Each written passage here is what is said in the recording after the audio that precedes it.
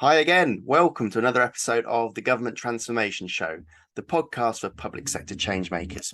I'm Tim Coulthard, Community Director at Government Transformation Magazine, and my guest today is Ed Pearce, Chief Delivery Officer at CloudSource. We're going to have a conversation around digital transformation. What does it really mean?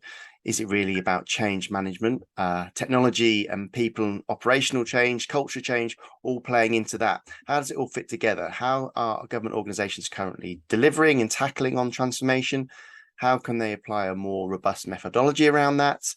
What are some of the implications around the way regulators are currently tackling their digital transformation? And lastly, leadership. Are our leaders equipped with the skills and knowledge that they need to lead these wide-scale transformation programs?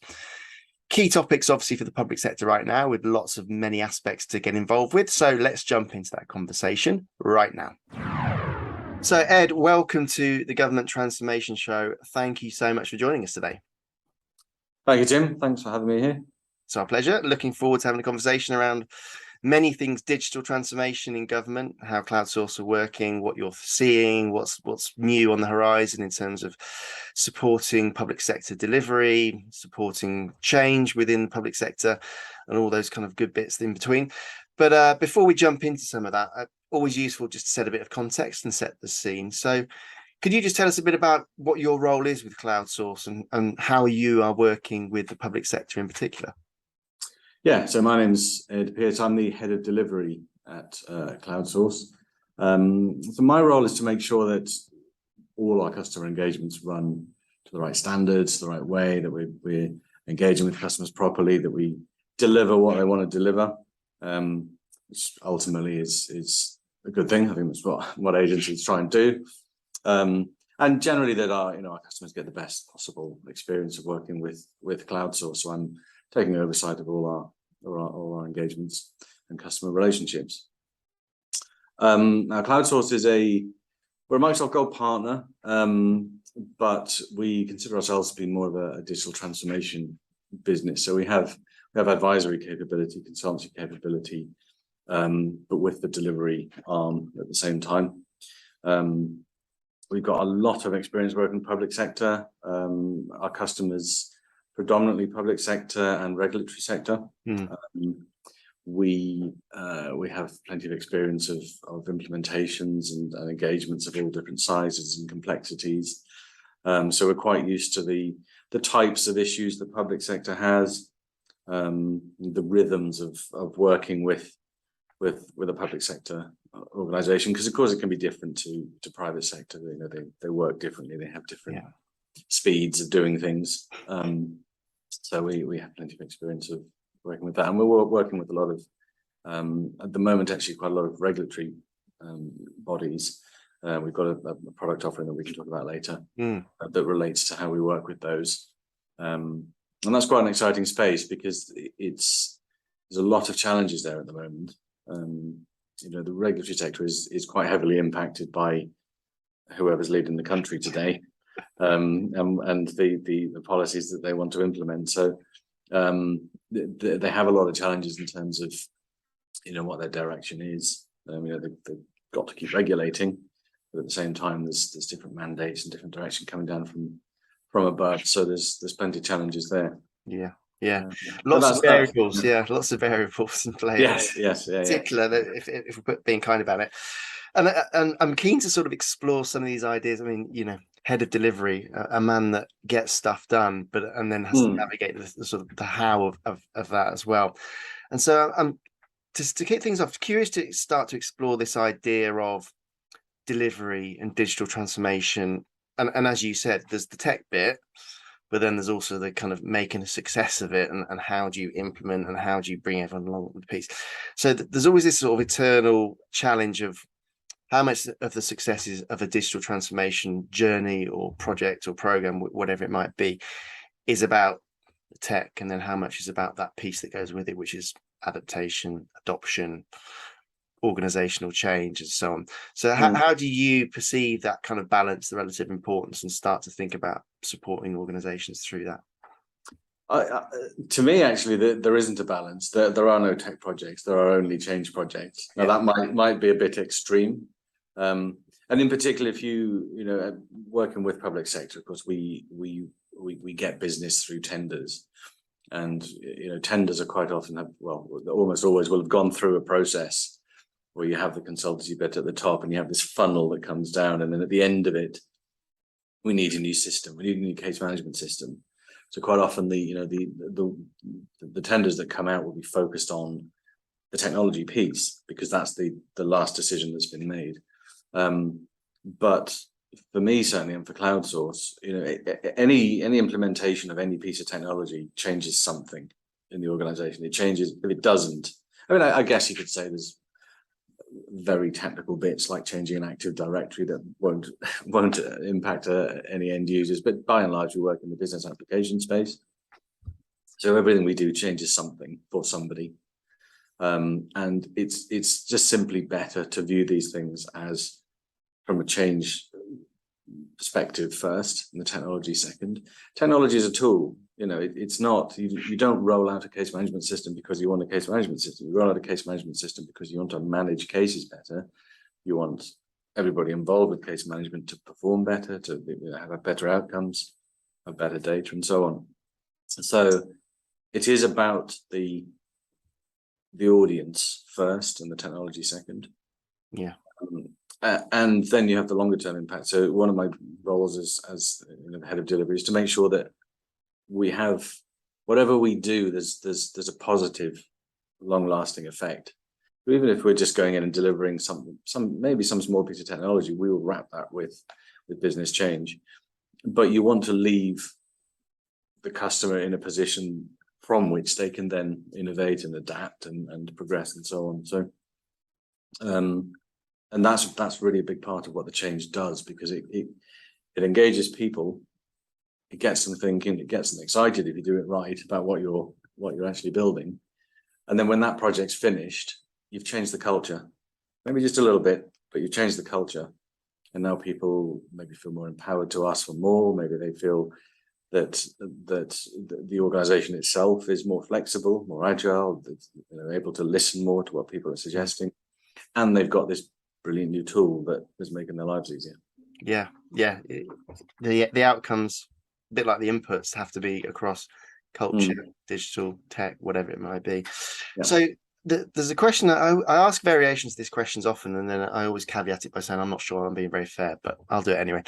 So across different agencies, across different projects that you're working with, what's your main takes on how government tackles delivery and change at the moment? We can get on to a bit about how you can maybe help them to start to rethink that, but if you were kind of, running the rule over it, where maybe are the common challenges or trends that you see in how government currently tackles that change, and then the outcome in terms of delivery?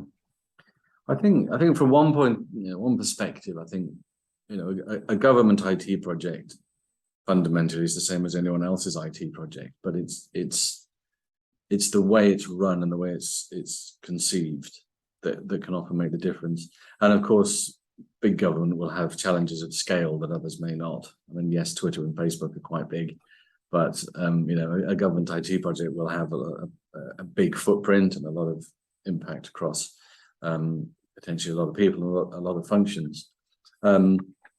I think if you look at the analyses that are done of some of these bigger failed programs and the assessments that are done afterwards, you tend to see some common themes. And the biggest one that I think for me is that the vision was lost, or the vision was there, but people weren't working towards it.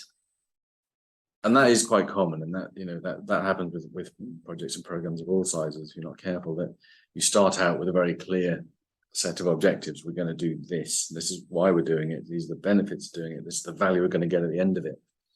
But to maintain that over 2, 3, 4, 5 years with hundreds of people and multiple suppliers working on a particular program is very difficult. And of course, you have external influences, politics changes, economy changes, sectors change, regulations change. The longer the program goes on, the more susceptible it is to external influence, of course. And that you tend to see that, I think, in some of these assessments of the larger projects that have, programs that have failed. Where you'll see this project lost its vision. It wasn't, the partners and the suppliers and everybody involved, the stakeholders weren't working to the same objectives. They weren't on the same train track together. And it's something that I do try and enforce, on programs that I work on. Is you're always going to start with a set of objectives, or you should start with a set of objectives, benefits, vision, etc. Yeah. You can't just put that in the cupboard and let it get dusty. Yeah. Keep bringing that out, because otherwise you end up with, there's a danger that your implementation team, for example, if you say to them, why are you doing this? Oh, because I've got to finish these user stories and build that thing and get to the end of the sprint. That's not why you're doing it. That may be your daily task. That's not why you're doing it. And they often, if you're not careful, they don't know why they're doing it. And that can colour the entire program and the way it operates. That people are looking down, they're looking at their immediate workloads, they're communicating within small groups. And so I think that's one of the bigger areas that I think you see. I think the other one is how some of these larger programs are conceived as well. If you want to change the whole world in one go, give up on that. You're not going to do that. Yeah. And it's about how you can pick an objective that may be large in its scope, but how you can chunk that up and just put the right boundaries around it and say that's enough.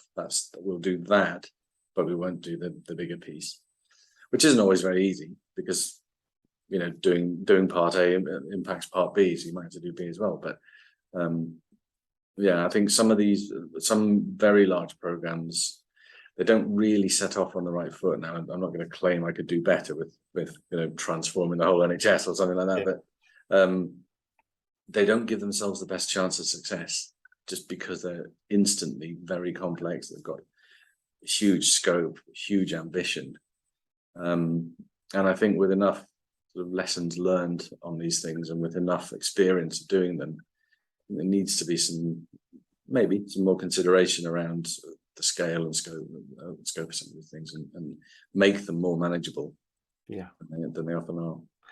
Absolutely. So if we sort of take that assessment and start to look at how we can improve delivery, whether that's in terms of the scope, but also sort of accelerating the outcomes, etc. And you mentioned the regulators you work with, and I know there's a program around this, the Digital Regulator Catalyst program. That might be a nice chance to start to explore a bit of the how, and underpinning that is why that model works, what the thinking is behind that, because I think that starts to tease out some of these solutions to some of those challenges or common issues you talked about.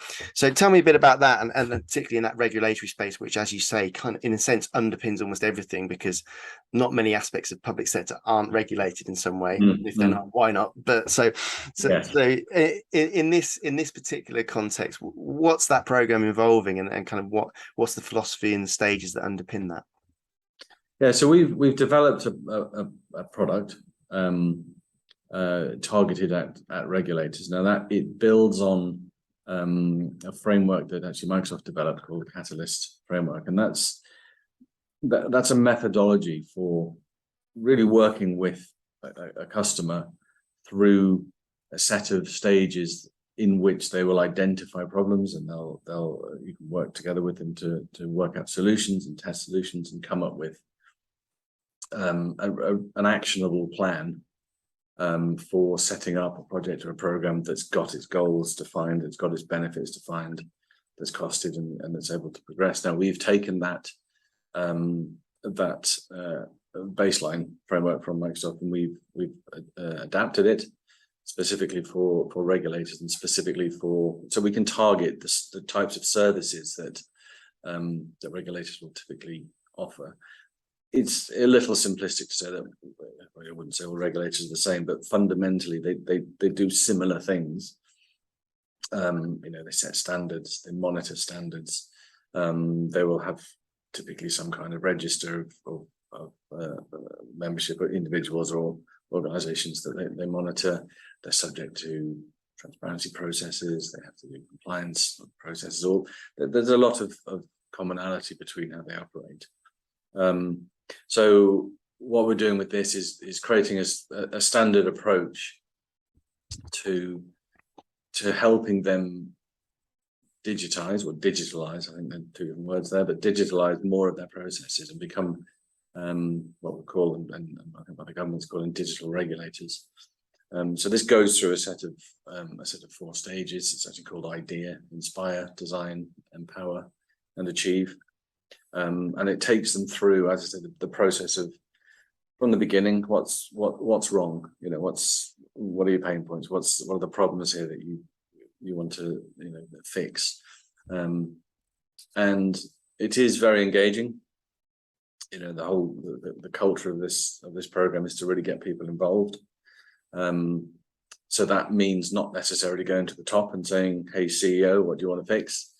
Because it's the people at the coalface that will quite often have the information about, they got the experience of how internal ways of working, etc., operate. So you get the right people in the room, you ask them questions, you talk to them, you engage with them, participate, lots of dialogue. What's wrong? What can we improve? What can we fix? But also, what are your objectives? And then you can work through a process with them of identifying solutions, of working out possible ways to resolve things, work out what you possibly can't fix. I mean, that's as important as anything else. And then from that, you can start to build concrete proposals for what happens next.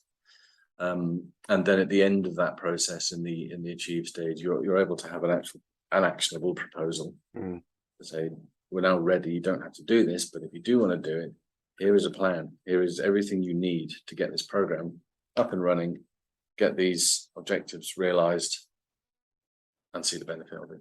Yeah, makes sense. And I suppose so often the kind of change programs can be daunting. So there's always a point in me that wonders what are the smaller things that can kind of be a trigger. So in terms of what you're seeing in terms of transformation journeys, transformation strategies, digital success, are there any kind of tips that you would point to in particular and say, based upon what we've seen with different agencies, based upon some of the common challenges we see, these might be the specific areas we would say, address that first. That's a useful way to get started. I think it may not answer the question directly, but I think innovation is really important. And transformation is change, but where does change come from? Where does the motivation for change come from? Where does the impetus for change come from? And I think having a culture of innovation, but more than just a culture, having a process for innovation is actually really important. And what I mean by a process for innovation is it's not good enough to say, so-and-so in the finance team said, wouldn't it be great if we stopped using Excel for this and started using a finance package for that? Yeah, that's great, but we can't stop there. You can't just say, thanks for that, back to your day job. You have to take that idea and actually do something with it. So, do organizations have wish lists? Do they have some process in place that will allow something like that, a really good idea, the spark of something that might trigger something else, to be identified, to be recognized, to be captured, to be actioned? Do all the people working in that organization know that they can put their hand up and say, I've got a better way of doing it? Yeah, of course. Because you do quite often find that they don't. That and maybe this comes to something we'll talk about later with what we're going to call the sorting hat, which is this is your job, do your job. Yeah. And this is the process, this is how we work, so this is how you work. Well, maybe somebody's got more experience, maybe somebody's worked somewhere that has a better way of doing it. Yeah. They're able to offer that up as a way to make transformation better. There's the whole let's have a look at legacy technology, of course. As we know, struggle with legacy technology, and everybody's on Excel. There's certain things you can do to see if you're ready for transformation, and one of those is legacy technology, which is part of a broader piece of understanding what your organization is and how it operates and how it works. But I think I was going to say everybody's ready for transformation, but I also think people might be slightly fed up of the word transformation. It's used a lot, and I think that part of that comes from some of these very large transformation programs that don't seem to end. And I think that's really important, is that, if you're going to start this thing, not necessarily when, but how you're going to end it. What's the success criteria for it? Yeah. And at what point can you say that transformation is done?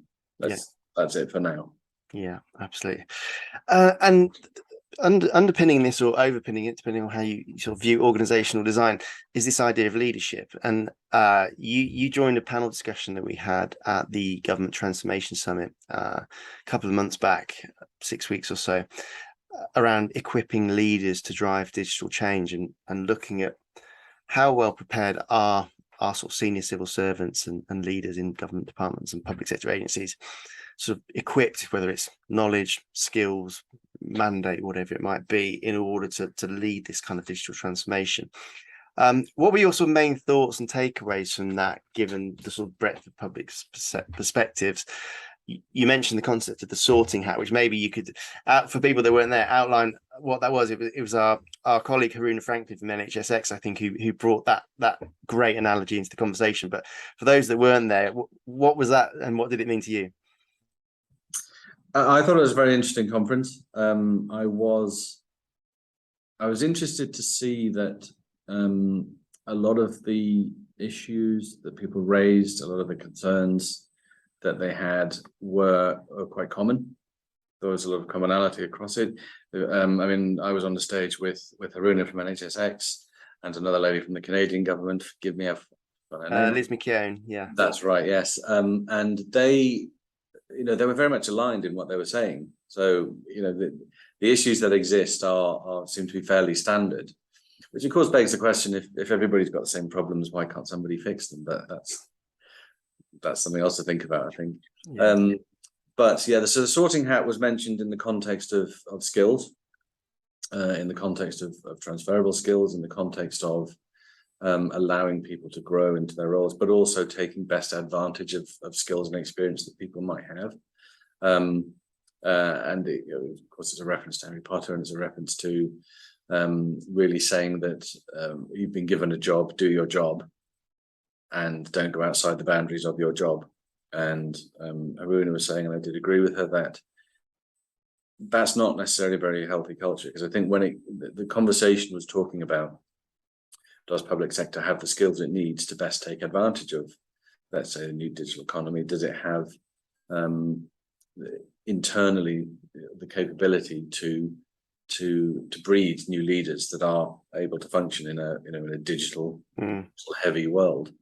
And the answer to that was yes, if you recognize it. That if you're going to say to everybody, your role, this is your job, you stick to it. Well, everybody has lots of skills, everybody is multi-skilled, everybody has lots of experience. And I think if you look at your workforce and the many, many years of experience that they have combined together, ask yourself, are you taking advantage of that? I think you're missing something if you're not. So yes, it was a very interesting conversation about it. It was interesting for me to hear, because there were a lot of thoughts expressed on where there are shortcomings in the public sector, issues that they have, the sorting hat itself that I'd seen and experienced myself. And as I say, it was interesting that the same issues were coming up time and time again, and they related to things like governance, like using people's full experience, like letting people grow and flourish within teams. Lots of conversation about access to data and how you use data and the value of data and so on. But yeah, it was interesting to see, and I'd say I did fully agree with Haruna's point, because I think that is one of the most important points, and one of the most important features of running things like programs properly. You've got people, and there's a lot of people in the public sector, so the skills you need are there. you know the experience you need is there, you know the aptitudes and the personalities you need are there, but are you finding them? Do you have something in place to say, I don't need to hire someone in, I can look at my existing team and take advantage of people and let them grow?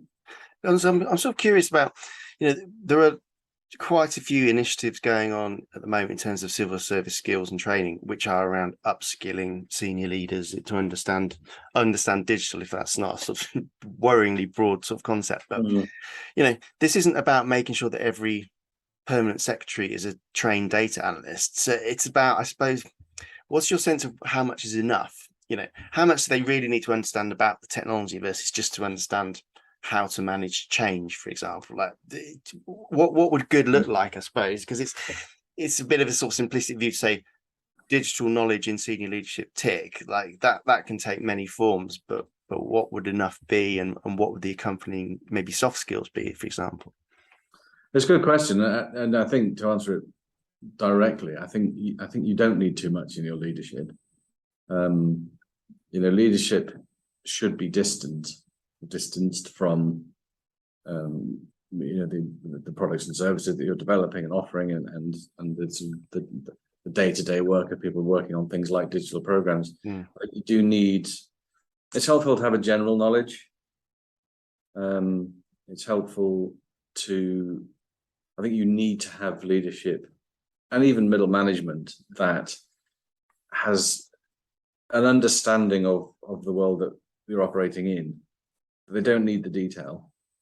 And I wouldn't, I mean, it's not up to me, of course, but I wouldn't spend vast amounts of money on trying to train people right at the top of the tree on digital, on technology that they don't need to know about. I mean, ultimately, they need to know that the money they're spending is being well spent, and that whatever's being produced has the right benefits and the right values and fits in with the overall objectives of the department or the organisation that they're working. Yeah. But I think there's a limit, probably somewhere in the middle of the management hierarchy, where real technical knowledge is of value, and then you go above that, and it probably isn't so much. They're focused on strategic outcomes and has policy intent being delivered and that sort of stuff.